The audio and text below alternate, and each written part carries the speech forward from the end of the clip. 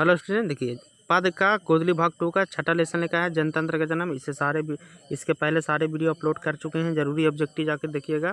ये भी VIP objective बता रहे हैं, जो सारा एग्जाम जो 10th का हुआ है अभी तक सारे पूछे गए क्वेश्चन है। जो नए स्टूडेंट है चैनल को सब्सक्राइब जरूर कीजिएगा, बेल आइकन दबा दीजिएगा ताकि सारा वीडियो मिले। पहला क्वेश्चन से चलते हैं। जनतंत्र का जन्म, जनतंत्र का जन्म को लेसन है और उसका पहला क्वेश्चन है आपको, निम्न में कौन राष्ट्र कवि है? तो जनतंत्र का जन्म रामधारी सिंह दिनकर थे। कौन थे?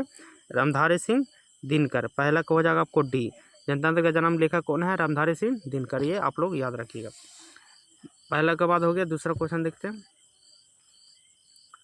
दूसरा क्वेश्चन देखिए, निम्न में से कौन सी कविता भारत में जनतंत्र के उदय का जय घोष है? माने इसका मेन कारण है जो कविता भारत में जनतंत्र का ध्यान देता है।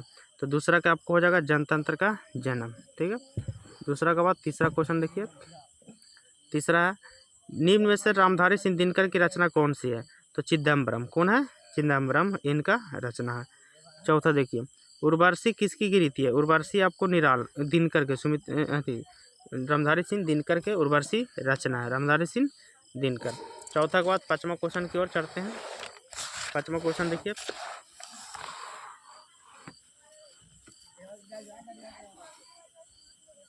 पांचवा क्वेश्चन देखिए, दिनकर को साहित्य अकादमी पुरस्कार किसकी रीति पर मिला था? उनको साहित्य अकादमी पुरस्कार किसके कारण मिला था? तो संस्कृत के 4 अध्याय लिखने के कारण उसको मिला था। छठा क्वेश्चन, दिनकर को ज्ञानपीठ पुरस्कार किस रचना पर प्राप्त हुआ था? तो इनको रचना पर प्राप्त हुआ था, उर्वशी रचना पर इनको दिनकर पुरस्कार प्राप्त हुआ था। सातवां क्वेश्चन, दिनकर ने कविता में जनतंत्र का जन्म शीर्षक में दूधमुही शब्द का प्रयोग किसके लिए किया है? यानी दूधमुही शब्द किसके लिए प्रयोग किया? तो जनता के लिए दूधमुही बोला है। रामधारी सिंह दिनकर ने जनता को दूधमुही बोला है। आठवां क्वेश्चन देखिए, दिनकर किस विश्वविद्यालय के उप कुलपति या कुलपति बनाए गए थे? तो दिनकर बनाए गए थे भागलपुर विश्वविद्यालय के उप कुलपति या कुलपति बनाए गए थे। ठीक है, आठवां क्वेश्चन की ओर चलते हैं। आठवां क्वेश्चन देखिए, आठवां को है, आठवां हो गया। नौवां क्वेश्चन चलते हैं। देखिए नौवां, जनतंत्र में कवि के अनुसार राजदंड क्या होना चाहिए? यानी जनतंत्र जो है जनता का शासन, उसमें राजदंड क्या होना चाहिए? तो राजदंड होगा फावड़े और हल। क्या होना चाहिए? फावड़े और हल का। 10वां, कवि के अनुसार जनतंत्र के देवता कौन है? तो जनतंत्र का देवता है किसान और मजदूर। 10 के कौन होगा? सी, किसान और मजदूर है इनका जनतंत्र का जन्म। 11 क्वेश्चन देखिए, भारत सरकार ने दिनकर को कौन सा अलंकरण प्रदान किया था? तो ये अलंकरण प्रदान किया था पद्म विभूषण। कौन सी? पद्म विभूषण। ठीक है, 12 क्वेश्चन की ओर चलते हैं। 12 देखिए, दिनकर की प्रमुख काव्य कृति कौन है? तो दिनकर के प्रमुख काव्य कृति है आपको इनमें सभी, रसवर्ती, रेणुका और कुरुक्षेत्र, तीनों इनमें से सभी हो जाएगा, डी वाला आंसर। 13 देखिए, दिनकर की गद्य रचना गद्य कृति किसकी है? तो 13 का आपको हो जाएगा और डी, यानी इनमें से सभी। 14 देखिए, दिनकर जी के पिता का क्या नाम थे? दिनकर जी के पिता का नाम क्या थे? तो रवि सिंह। 14 के ये हो जाएगा रवि सिंह। 15वां क्वेश्चन, दिनकर ने अपनी पढ़ाई कहाँ तक की थी? दिनकर ने अपनी पढ़ाई कहाँ तक किया था? तो ये दिनकर ने बीए ऑनर्स तक पढ़ाई किया था। 15 के बाद 16वां क्वेश्चन देखिए। 16वां क्वेश्चन देखिए, दिनकर किस कॉलेज के हिंदी विभागाध्यक्ष के रूप में रहे थे? तो ये विभाग के रूप में थे लंगट सिंह कॉलेज भागलपुर के विभागाध्यक्ष या निरुपाध्यक्ष या उप कुलपति रहे थे। 17 क्वेश्चन देखिए। 17 है, सिंहासन खाली करो कि जनता आती है, किस कविता के पंक्ति है? तो जनतंत्र का जन्म। 18 देखिए, दिनकर जी का निधन कब हुआ था? तो दिनकर जी का निधन हुआ था 24 अप्रैल 1974 को। 24 अप्रैल 1974 को। 19 में जनतंत्र का जन्म कवि कौन है? रामधारी सिंह दिनकर। रामधारी सिंह दिनकर जनतंत्र कवि के रचनाकार थे। 19 के बाद 20वां क्वेश्चन देखिए।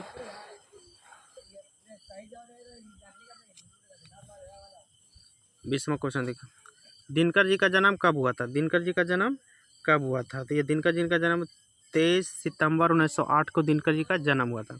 21वां क्वेश्चन, दिनकर का जन्म कहाँ हुआ था? दिनकर का जन्म कहाँ हुआ था? सिमरिया बेगूसराय में। सिमरिया बेगूसराय में। 22वां क्वेश्चन देखिए, इनकी प्रारंभिक शिक्षा कहाँ से हुई थी? यानी रामधारी सिंह दिनकर का प्रारंभिक शिक्षा हुई थी तो गांव में। कहाँ से शुरू हुई थी? गांव में। 23वां क्वेश्चन देखिए, दिनकर की किस रचना में कर्ण को नायक बनाया गया था? कर्ण को नायक बनाया गया, तो रसमीरती की रचना में कर्ण को नायक बनाया गया था। 24वां क्वेश्चन देखिए,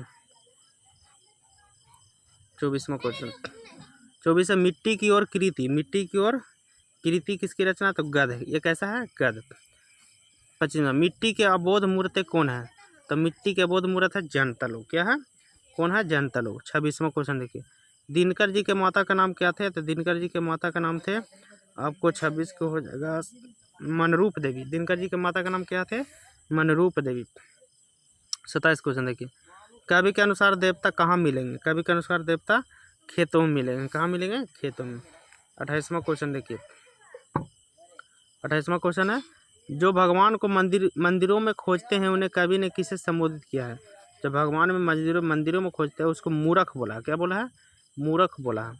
29, कवि दिनकर किसके लिए सिंहासन खाली करने की बात करते हैं? तो सिंहासन खाली करने की बात करते हैं जनता के लिए।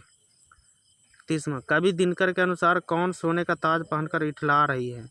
तो इठला रही है तो आपको देश की मिट्टी, देश की मिट्टी सोने का ताज पहनकर इठला रही है, देश की मिट्टी।